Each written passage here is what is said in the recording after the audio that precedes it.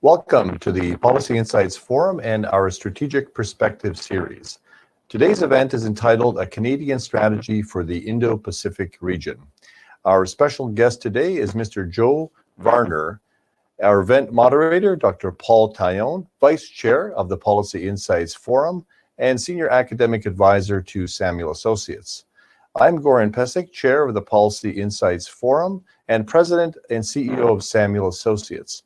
The Policy Insights Forum, or the PIF, is a nonpartisan research division of our firm. The PIF helps improve Canadian policy and decision-making through independent research, analysis, and engagement. Samuel Associates is a trusted advisor to many influential businesses and leaders. We work with clients in the aerospace, defense, national security, and cyberspace industries, providing market advisory services and government relations.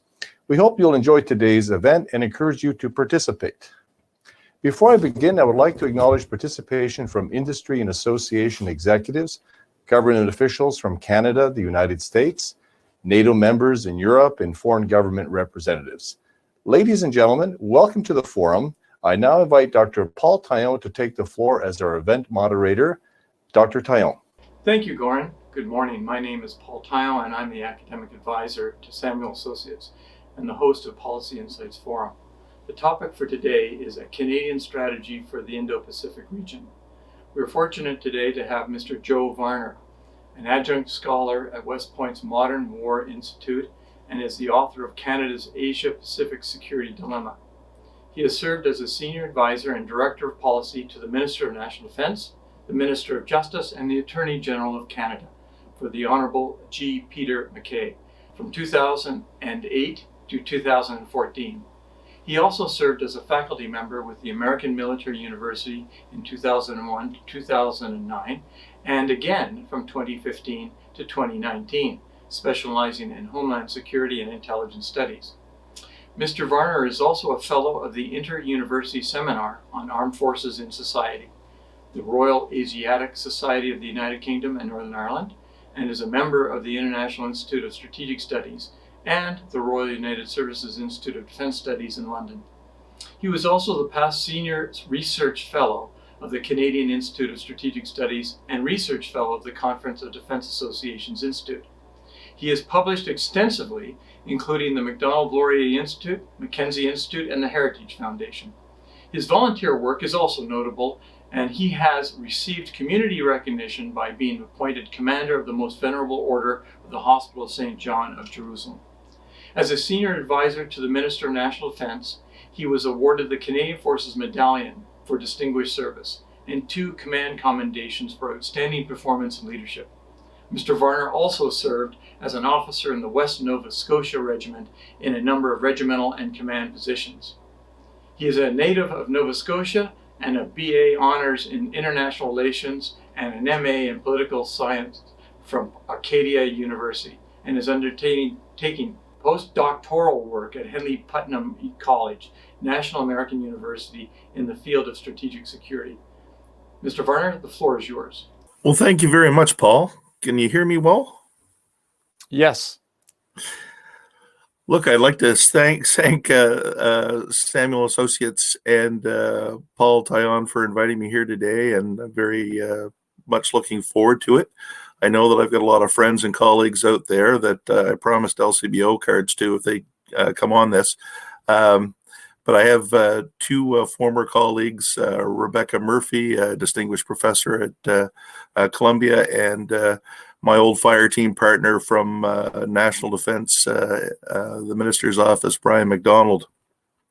And I believe on with us today is my favorite professor and an old friend and mentor, William Leroy Dowdy.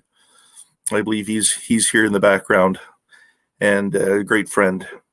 So I want to say a big thank you to everybody for coming out today. And I'm very excited about this. I called Paul this morning and I said, Paul, there's over 100 people on this. And he said, don't let it go to your head. We're in lockdown and, you can only watch so much Netflix. So with that, I want to turn to the state of the world. From my perspective, and this is my perspective, We have a new U.S. administration in the Biden administration, but the Biden administration looks very much, in terms of its national security staffing and policy, like the Obama administration, with the exception that President Biden himself is a foreign policy junkie. It's his hobby. He likes it, and he's going to become more and more engaged. And so you're going to see, well, we have seen him out and about trying to rebuild relations with key allies and to strengthen the NATO alliance. The one policy area which he seems to be willing to carry on with from Trump, other than some stuff along the Persian Gulf, is Trump's hard line against China, and Biden's taken an equally hard line against Russia. So I think in a lot of ways we can expect to see, in terms of Indo-Pacific, we can expect to see a much more engaged United States with a much harder line on China. But the United States is going to be challenged. It's going to be challenged by at least two regional powers and two great powers. The regional power, Iran, is trying to push the United States out of Iraq and threatening its neighbors in the Gulf. It's using proxies to try and pry at Israel and at Kingdom of Saudi Arabia as they try and build as Iran tries to build a bomb. North Korea, you're going to see continued development of its nuclear program and increased missile programs. And we've seen in the last year an ICBM that looks like it's geared to defeat the U.S. missile defense system. Then you have two great powers. You have Russia, which is right now trying to find a way to merge with Belarus, either peacefully or otherwise. And you have a Russia that's got 150,000 troops to 170,000, either in parts of the former Ukraine or in and around the Ukraine. For what purpose? We don't know. Is it a show of strength? Is it an exercise? Is it something else? And the fear is it could be something else. And then you have China. And China, as we all know, has become increasingly aggressive. It has become increasingly active. This year, it threatened India's borders along the line of actual control. It has been involved in numerous disputes with its neighbors in the South China Sea. China has been very aggressive with countries like Vietnam and the Philippines. It's had a trade war with Australia.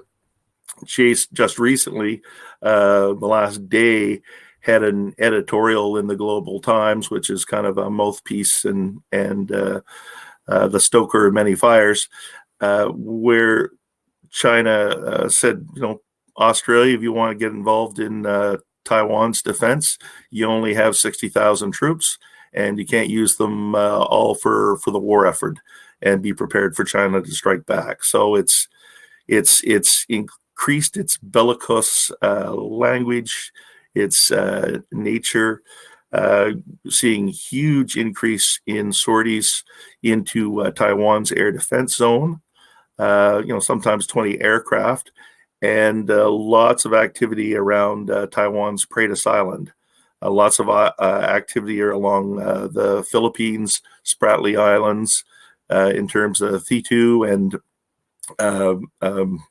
Whitsun Reef, and continued activity by China's maritime militia and its Coast Guard, which now has a new law that allows it to fire on ships that it believes are threatening China's interests in China's internal territorial waters, which basically equates to the South China Sea.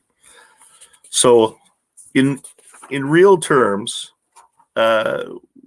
Indo-Pacific is very important to us. And a lot of countries have started to pivot there. For Canada, we're a three-ocean country. We have our Atlantic focus. We have the Arctic, which gets lip service, and the Pacific, which I think sometimes is ignored in Ottawa almost completely. And that's a mistake. 80% of Canada's trade as a three ocean country travels by either internal or external waters. 12th largest export economy, 24th, I think, in terms of complexity. Our largest trading partners are the United States, China, the United Kingdom, Mexico, and Japan. South Korea, India, Singapore are not far behind Mexico. So we have a great interest in what goes on in Asia. Economically, we have a huge diaspora from China, from Hong Kong, India, and Southwest Asia.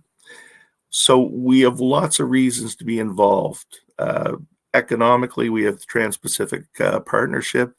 In terms of our alliances, we have the Five Eyes Intelligence Alliance. Two of its members in the Pacific are Australia and New Zealand.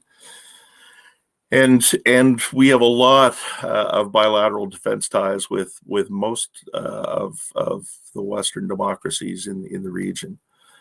So Asia and Indo-Pacific is very important to us. Where Canada fits in is a larger, maybe more complex question.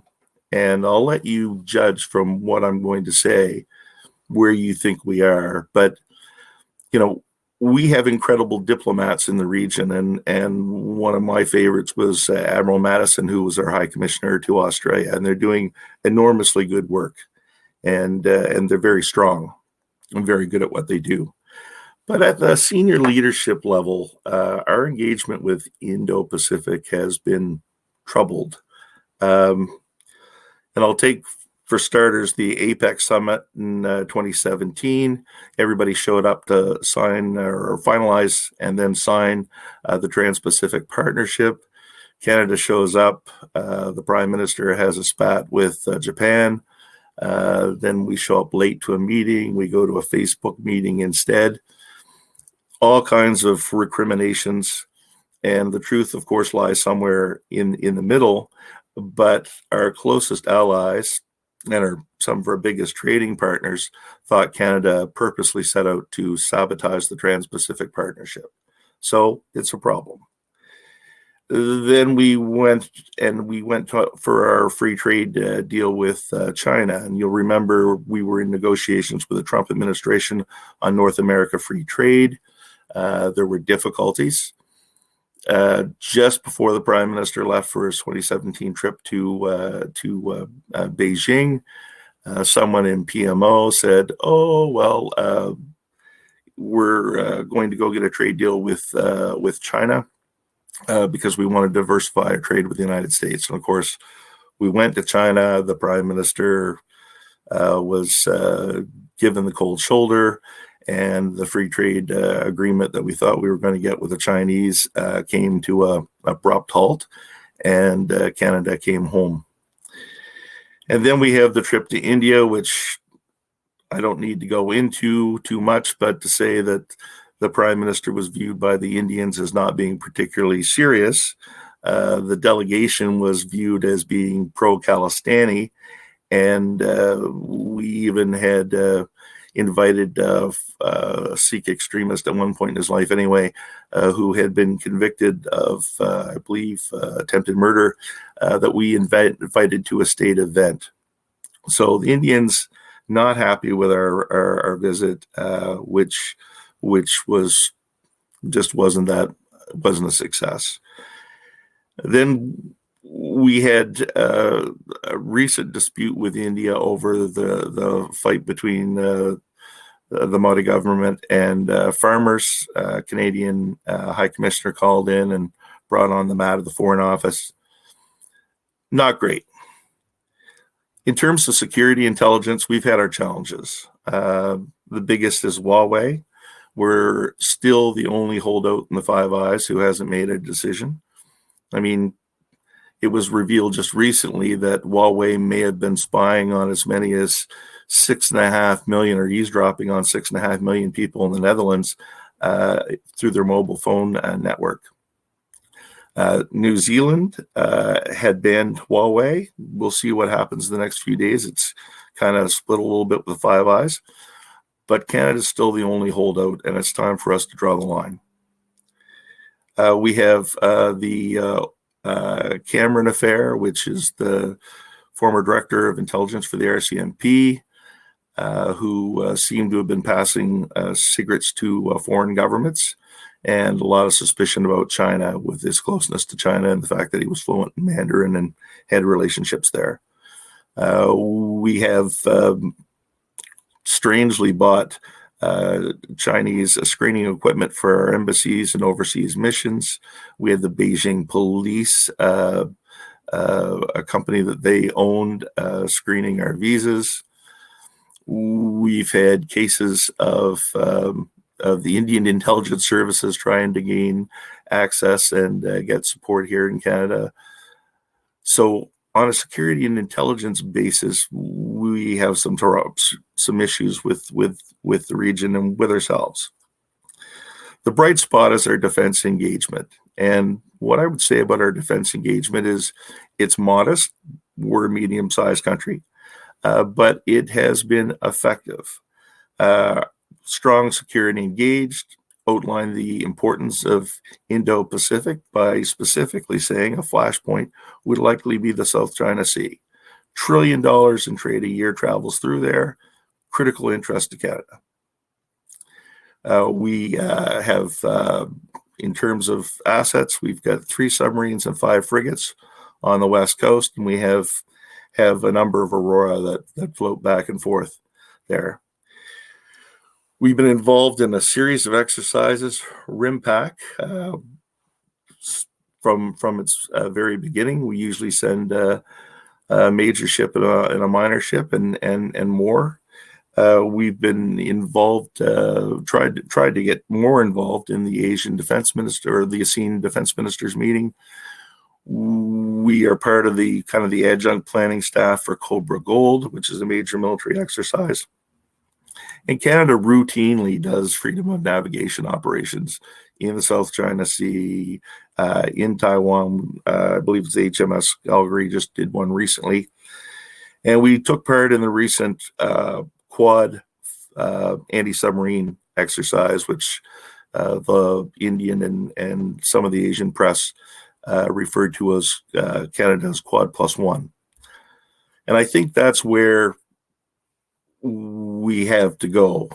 This is, I think, an unprecedented time of global great power competition and kind of regional troublemakers. And we're kind of in that spot where we need to get more engaged.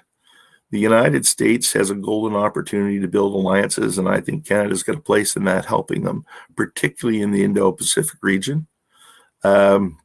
We have our challenges, but the Quad, to me, that's the quadrilateral security dialogue between Australia, India, Japan, and the United States, has enormous promise, and there is a great interest in our other allies. Germany, France, and the United Kingdom have all come out with strategy documents in the last 2 years about Asia Pacific. The United Kingdom is talking about a permanent return east of Suez. They've got their carrier group heading out there now. We've seen NATO say they're going to pivot to the Pacific. So it's time for Canada to start pivoting to the Pacific. And I think, joining the Quad, if that's available, is probably the greatest way to lead and to get engaged in what is a critical region to Canadian national interest and security. And I think I'll just leave it there, Paul. Okay, thank you. Some interesting questions already arrived. Basically touching upon what you discussed earlier, Joe, in relation to the Quad of India, Australia, Japan, and the United States. It just held its first major leaders summit to address mutual concerns about Beijing. in the Indo-Pacific. Now, Beijing has raised its hackles, apparently, over the wording Indo-Pacific, which it sees as an attempt by the United States and its allies to draw India into the Pacific region, and prefers the term Asia-Pacific. That seemingly excludes India from the region. In your view, what is the impact of the Quad on the future of the Indo-Pacific security? Well, I think the Quad is a significant development. I mean, if you think about this started in I think 2002. Then there was a meeting in 2007. Then nothing really happened until 2017, when Trump went out and kind of brought the Quad back. And here we have Japan, Australia, the United States, and Japan, and India that all had pretty good relations, that were all increasing, all natural allies, mutual security interests. India had been a non-aligned country for a long time, but seems to be coming out of that and looking for friends. And based on China's actions on the line of actual control and threatening Indian territory, and on a almost routine basis, India has a reason to look for friends. And so I think there's great promise in the Quad and the members that it can bring to the table. And if it has backing from countries like France and the United Kingdom, Canada, South Korea, and other countries in the scene, I think we could put together a fairly formidable force, certainly on the water. But it's got to be more than that. It's got to be scientific. It's got to be economic. It can't just be military. But I think there's a great advantage in terms of naval power, and I think that will have to be expanded out to land and air if this can all be brought together. But this started as an officials only sort of thing, and then it was foreign ministers in I think 2017, and now we've had our first leaders summit, and they've taken that step. They've talked about vaccine cooperation, so they've talked about scientific route, and they've talked about economics, and so I think it holds a lot of promise as an alliance. As we have seen, the U.S. has been pivoting to Asia for quite some time, is now looking at the Far East, as France, Germany, and the United Kingdom are all refocusing that way in some of their strategy documents, and in particularly in the recent. What do they know that Canada seemingly doesn't? And do you think Canada should join the Quad? Yeah, I think Canada should, without question, join the Quad. And I think having Canada there would be beneficial to the Quad in getting someone else on the other side of the Pacific involved. I think that for Canada, it's in our national interest to see that China's more aggressive natures are restrained and contained in some manner. And I don't think that it's going to be easy to contain China without some sort of Quad and some sort of Asian NATO, Indo-Asian NATO that comes out to actually set some boundaries. Because right now, rule of law and kind of the liberal democratic order around the world is under threat. Right now, we see Russia pushing the Western alliance on Ukraine with a buildup of estimated 70,000 military forces not seen in a long time, and greater than their usual Zapad war games. China has currently got a full court press on the South China Sea and around Taiwan. They claim to be strategic partners, right down to joint war games. Could you comment on the nature of China and Russia's strategic partnership or alliance? Yeah, from my perspective, thanks for that, Paul. From my perspective, it's a strategic partnership, and it's not yet an alliance, and I don't think it ever will be. But it is a strategic partnership. They have mutual interests in changing the current world order. They have mutual interests in forcing the United States away from their traditional allies. They would love, both China and Russia would love to see NATO disrupted, because NATO for China said that it's going to pivot as well to the Pacific. But they don't have the other things that alliances tend to have that last. They don't have that scientific component. They don't have that economic component. They have a military partnership to poke the United States in the eye anytime they get the chance, and to try and disrupt the United States and its alliances. But outside of that, they haven't come together. There's no mutual defense treaty or anything like that. There's an attack on one is an attack on both. That doesn't exist. And I think, and I submit that the long-term threat to Russia, and I believe that Russia understands this well, is China in what used to be Outer Mongolia and into Siberia, where there are resources and minerals that China would dearly love to get its hands on, not to mention some of the offshore interests that it might have. So they are strategic partners, but I don't think they're necessarily allies. Thank you.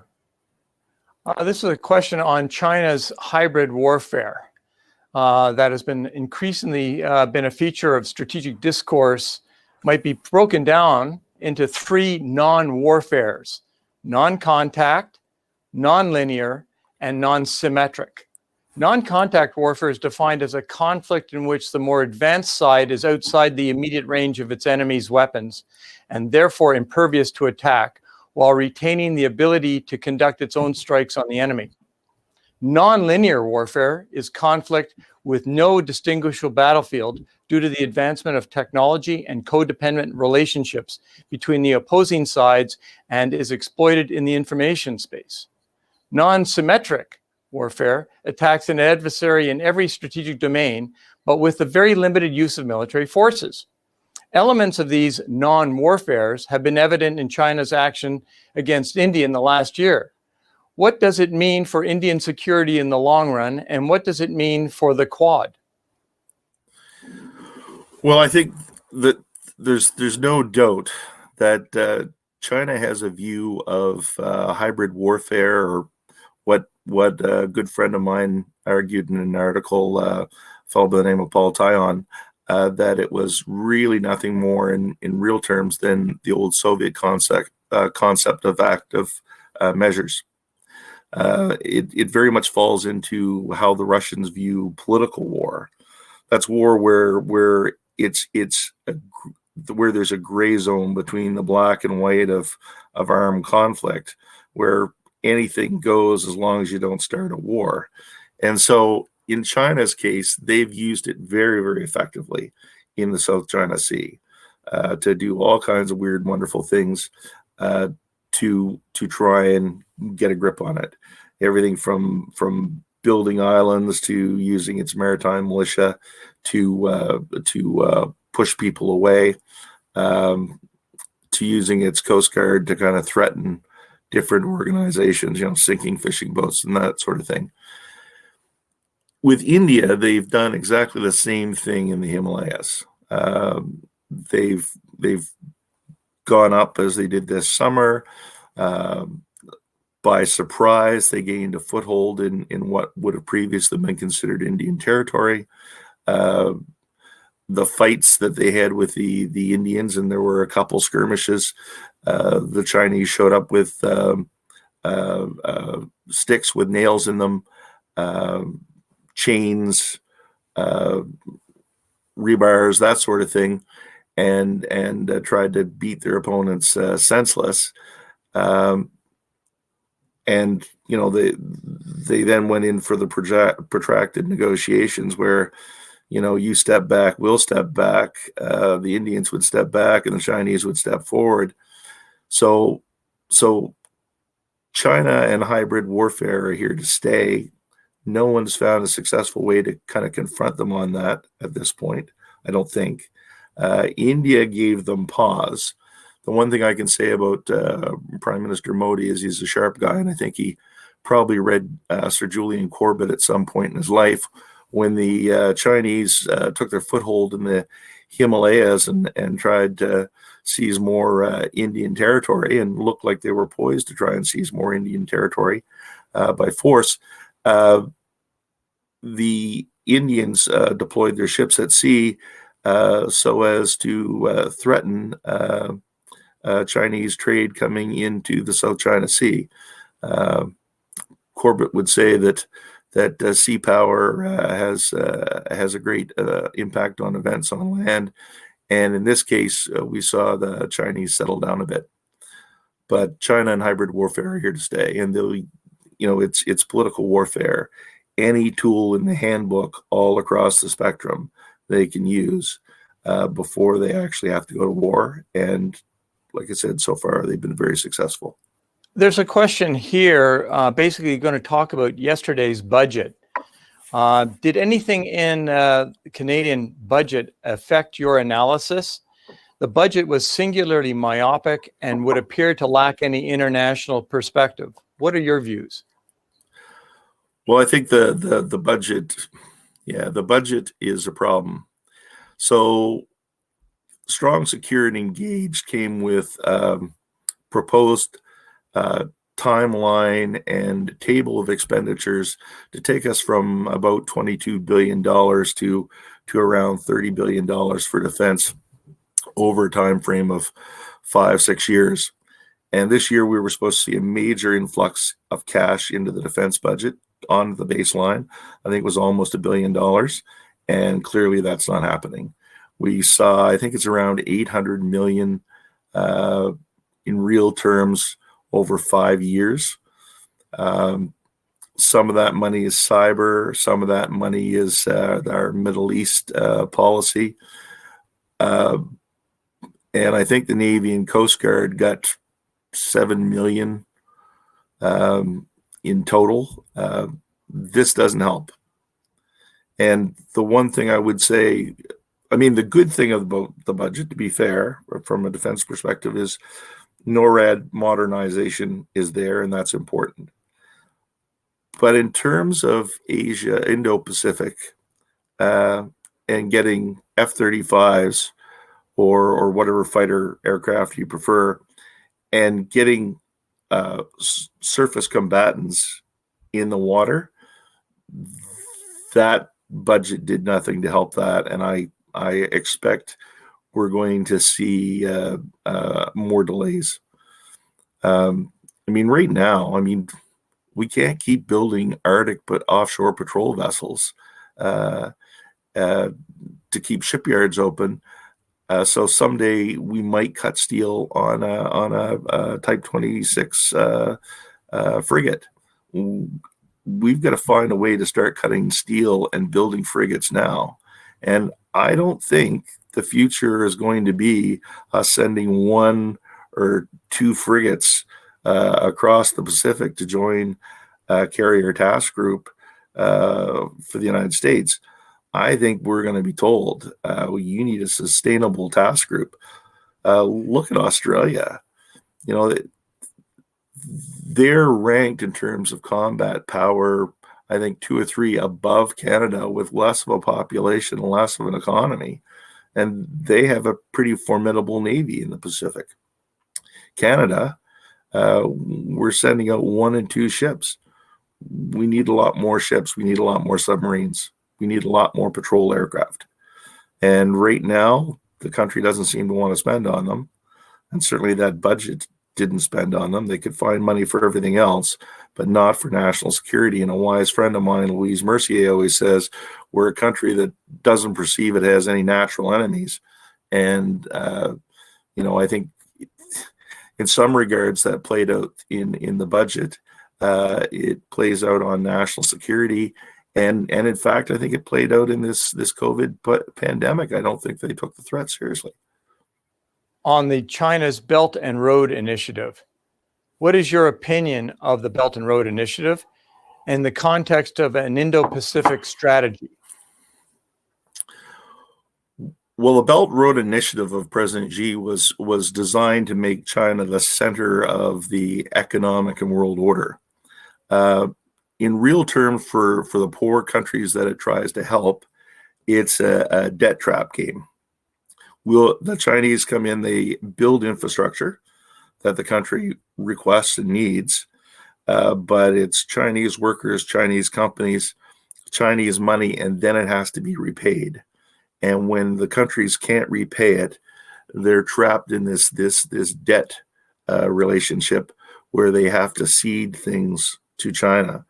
And China has used Belt Road Initiative infrastructure, a lot of it dual, and in building it and in rebuilding or modernizing it, it's given them incredible access to intelligence just about everywhere, from Indo-Pacific all the way to the Caribbean and Africa. So the Belt Road Initiative is a real concern, and you're seeing the United States and Japan talk about their own kind of Belt Road Initiative in Indo-Pacific to try and stem the tide, because China is using it for a variety of reasons. They've used it to also take the few countries away from Taiwan that recognizes Taiwan as an independent state. They've actually said, we'll build you an airport, but you drop your recognition of Taiwan. They've used it for military basing, and increased trade. But it's a foreign policy tool, I think, in many ways like no other. And you're starting to see people back away from it. I've had friends that have gone to different places in Africa and say that all the signs are in Chinese because the Chinese are building the roads and the railroads. So it's a concern. Another question here on the Quad. The Quad will surely look to prospective new members to be in a position to make meaningful contributions in the region. What are the most feasible ways Canada can make contributions that will convince Quad members that they would be a worthy member? Yeah, and that's the challenge. I mean, I think I said early on that I think that Ottawa ignores the Pacific, other than the diaspora and the province of BC. I think a lot of Canadians are focused elsewhere, and Indo-Pacific knows that. I mean, the ASEAN countries, there's a reason that we've kind of been given, we're on the periphery of the defense ministers and on the periphery of Cobra Gold. We're on the periphery for a reason. They don't take us particularly seriously. They kind of think that we're, I don't know, dilettantes when it comes to Pacific affairs. And for that reason, and, our recent state visits and some of the things that we've done might suggest that they're right.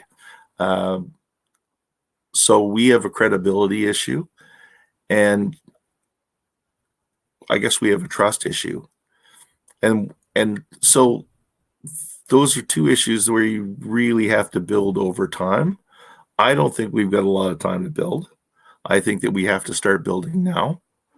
I think, and credibility is not 40-year-old frigates or 40-year-old fighter planes or 40-year-old Auroras. We need modern combat capable fighters, warships, and we need them in greater numbers than we have. And so we can show up for exercises and make our presence felt, but we have to build on that. And another way we don't build on that is hosting the People's Liberation Army for winter warfare or winter survival training at Petawawa. It's things like that that go against our credibility in the region. We don't stand with our allies on China's Turkic genocide of the Uyghur people. These are issues that kind of go against our developing that relationship. But the Quad's going to become, I think, very, very important. And as its membership grows, Canada's going to want to be there. Another question in relation to the budget. It did provide for a small fund for NORAD modernization. What do you consider to be the needed investments from capability to cost, as well as the timeline needed given the increasing threats you have outlined? Yeah, I guess what I recently did a piece with General Spohr at the Heritage Foundation on things the Biden administration could push Canada on to make it a better and stronger ally. You in Biden and in Trudeau, you have two very progressive regimes or administrations that have a lot in common in how they look at the world in some regards. And so this is a golden opportunity for the United States and Canada to finally sit down and do something on NORAD modernization. And I think it's important. You're seeing an increasing build up by the Russians in the Arctic. You're seeing an increasing interest by China in the Arctic and in the North. And that over-the-pole threat cannot be discounted easily. And I think, there's going to come a time that you're going to see Chinese missile boats in that north because they could shower either Russia or North America with missiles. So there's strategic territory there that's very important. And I think, increasing our coverage, because we don't have full coverage of the north, increasing the timeliness of it, looking at new technologies, and people have in the past said that, you can't track cruise missiles. Well, there are some new technologies out there that suggest, and they're even passive, that in fact you can track cruise missiles. And a lot of Russian doctrine relies on cruise missiles directed at energy infrastructure in times of conflict as a kind of warning shot at the United States. So there's all kinds of reasons to build out NORAD and to modernize it. It's a great strategic partnership. It's, some of the best briefings that I had when I was in government were at NORAD, and some incredible work by both nations' team. The other thing I would say about this opportunity presented by finally committing some funds to the modernization, and I hope they're spent. And I have reason to believe that the budget is a budget to look like a budget, but may not be a spent budget, because I think an election may come. But right now there is a golden opportunity for Canada and for the United States, and that's to get Canada into missile defense and get us as an active participant in missile defense. And with the Biden administration and the Trudeau government, I think there's a great opportunity for them to do that in a way that no one else could. So I think, I'm hoping that one of the things that come out of this will be Canadian participation in the United States missile defense. Thank you. Given the size of the Canadian Armed Forces and its commitments already to NATO, can Canada make any significant contribution in the Indo-Pacific region?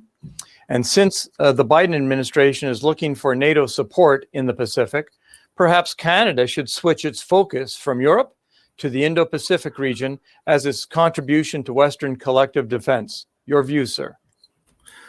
I think that we probably could do a lot of that in terms of naval power, not all, but some. But I think that we've got to do something with our equipment, and we've got to rebuild it. And right now, we're looking at a defense budget where you've got maybe $3 or $4 billion that you can spend on capital. I mean, you've got $9 billion is personnel, maybe $4 billion is capital on a good day.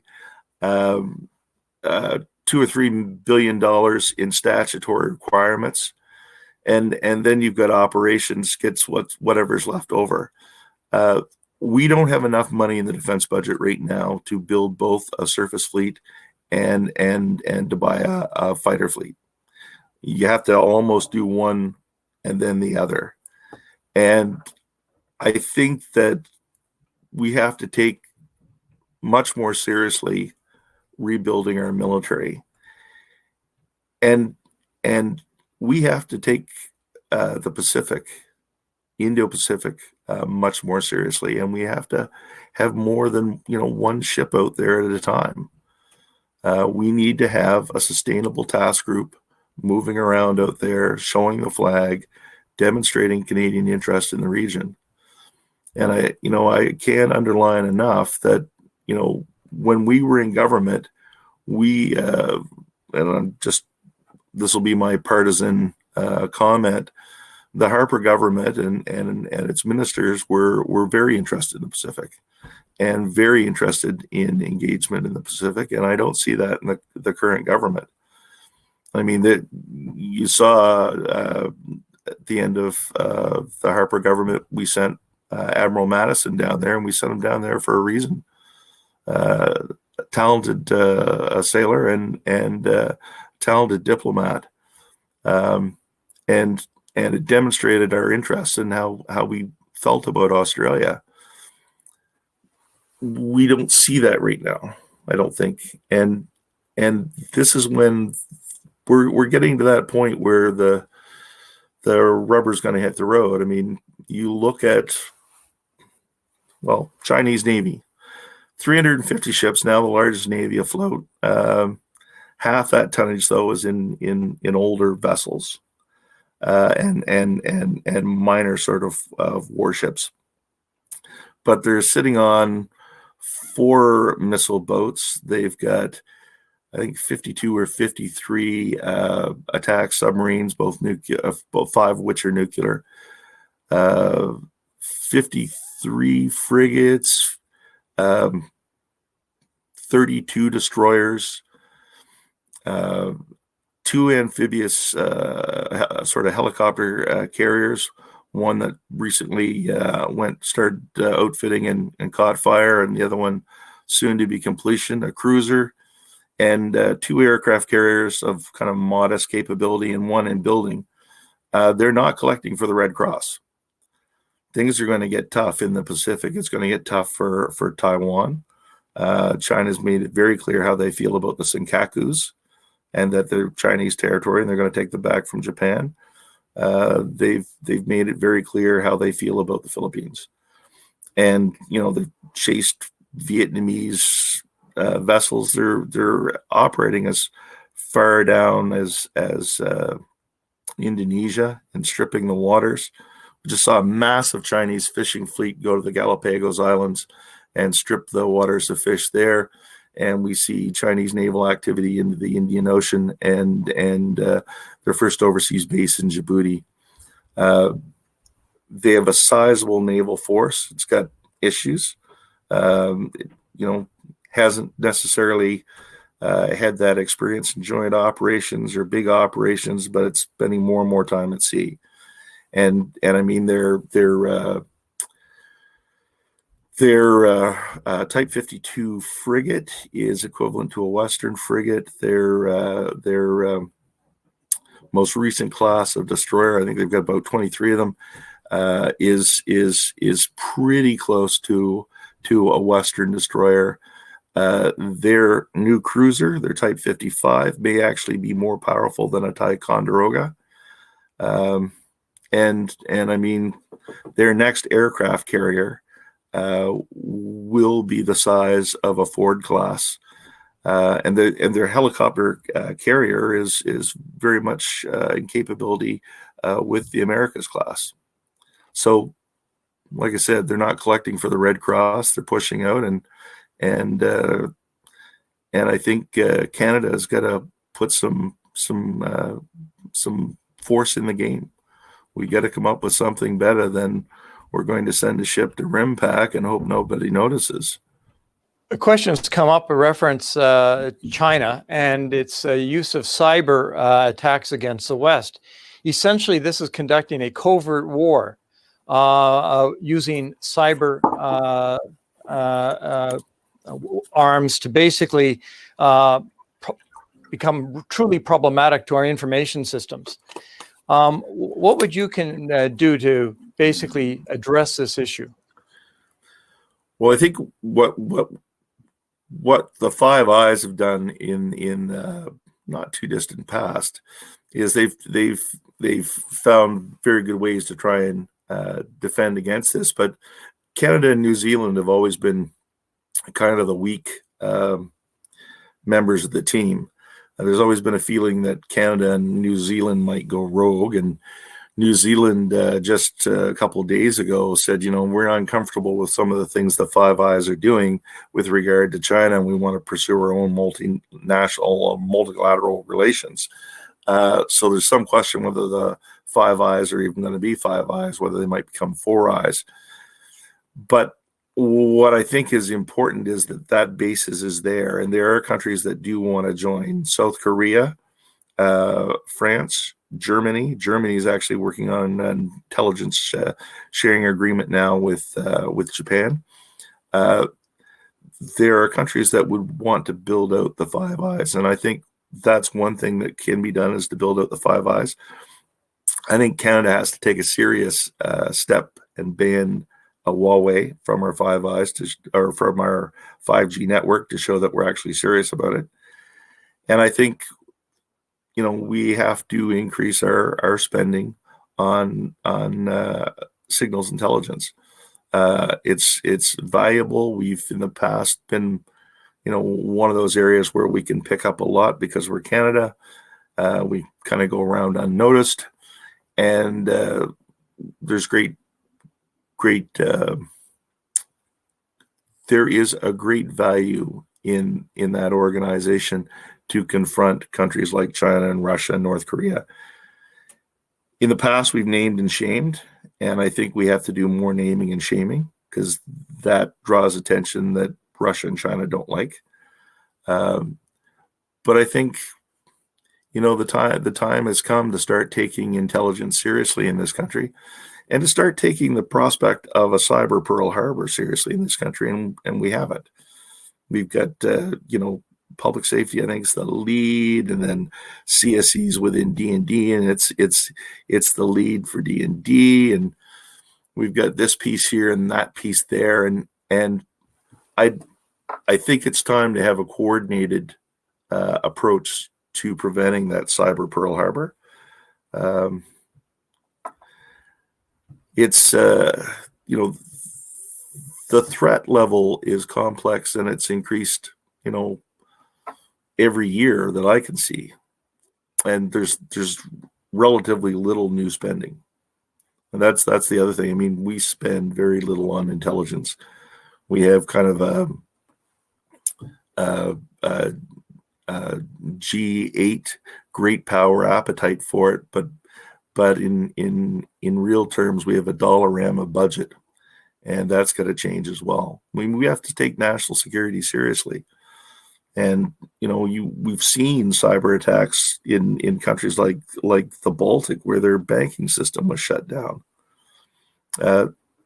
When that happens in Canada, and people can't access their bank accounts, and their bank cards don't work, and you can't get gas and you can't get groceries, people are going to be pretty upset, and they're going to start asking a lot of questions, like, why weren't you prepared for a cyber Pearl Harbor? We're not.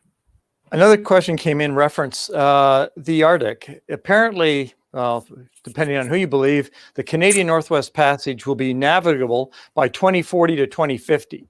China is already on its way of building essentially ships that can conduct operations in the Arctic. How does Canada address and secure our Arctic passage?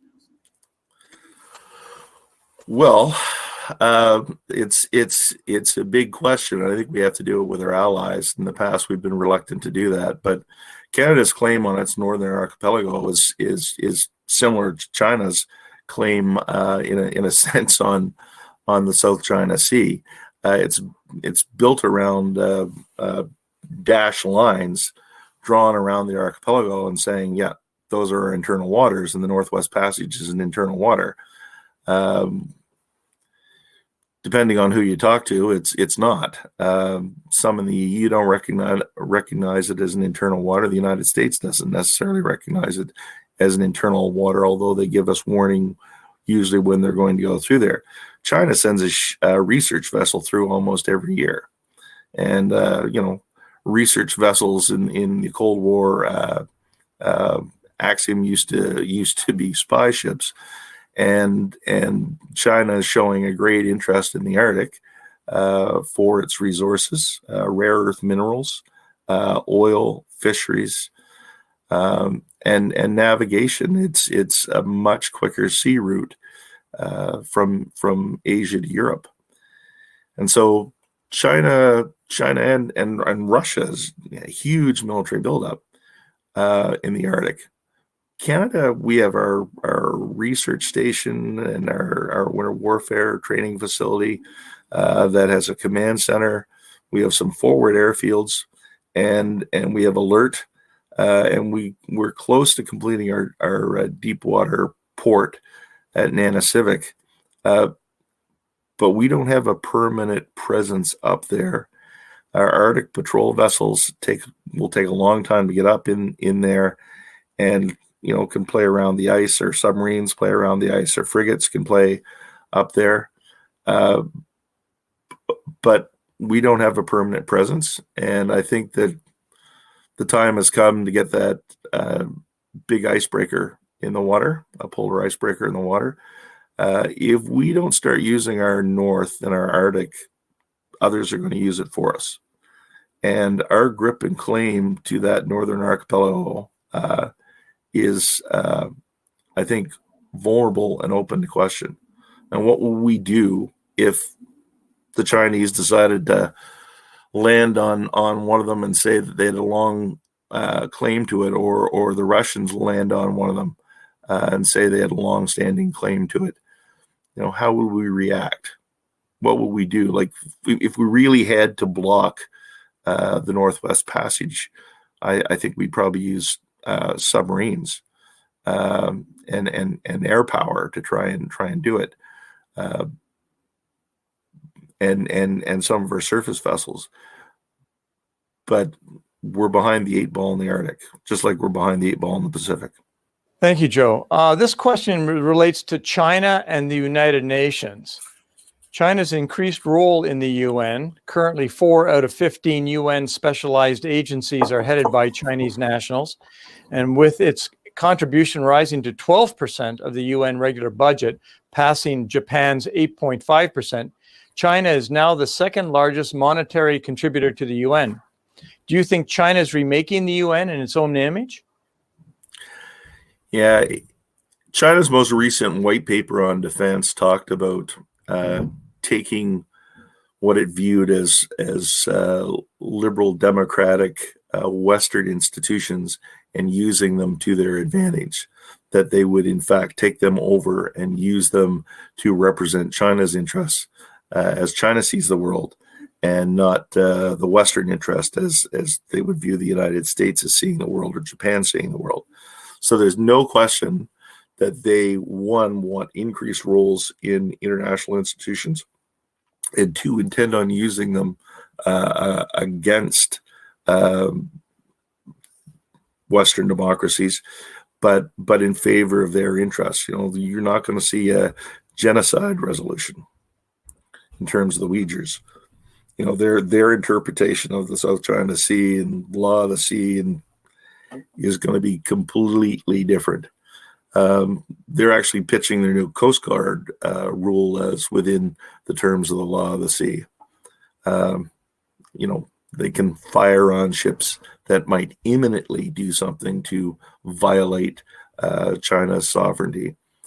So in terms of the United Nations, I think, I'm not a great fan of the United Nations, but the United Nations are there for when things are supposed to be there for when things really, really get bad.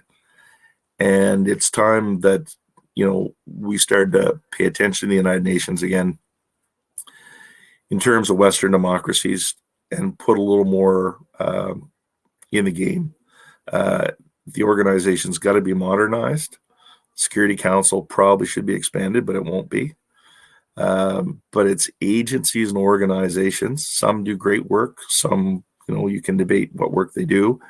But as an institution, and it may have reached its peak. It may be the new League of Nations. But China very much wants to play in international institutions, not just the UN, to further its national interests, and they'll do whatever they have to do that in terms of money. So it's a concern, and we all watch the World Health Organization. President Xi's wife's the ambassador. The head of the World Health Organization kind of owed his election as Director General to China, and the World Health Organization's been very reluctant in some ways to be forthcoming with information that would have helped a lot of countries during this COVID pandemic. And it's a sad state of affairs, because WHO was one of those organizations that a lot of people look to for providing leadership in these international health emergencies. And now people are kind of shaking their heads and wondering. Mr. Varner, on behalf of the Policy Insights Forum, I would like to thank you for your incisive commentary and responses. This has been a most enlightening session drawing from your commentaries. This session clearly surfaces the threat to regional and Western interests in the Indo-Pacific. I have no doubt that this session will inevitably be focused for Canada and our allies as we attempt to orchestrate a comprehensive Pacific nation strategy in the future. Thank you again for your time, and we look forward to having you on future programs. I will now pass it to our president, Mr. Goran Pesic. On behalf of the Policy Insights Forum and Samuel Associates, I would like to thank our special guest speaker today, Mr. Joe Varner, for an interesting and informative discussion. I'd also like to thank Dr. Paul Taillon for moderating the session. To our audience in Canada, United States, Europe, and elsewhere, thank you for participating in our Strategic Perspective series. For more information about our upcoming events, please visit policyinsights.ca. We look forward to seeing you again. Thank you.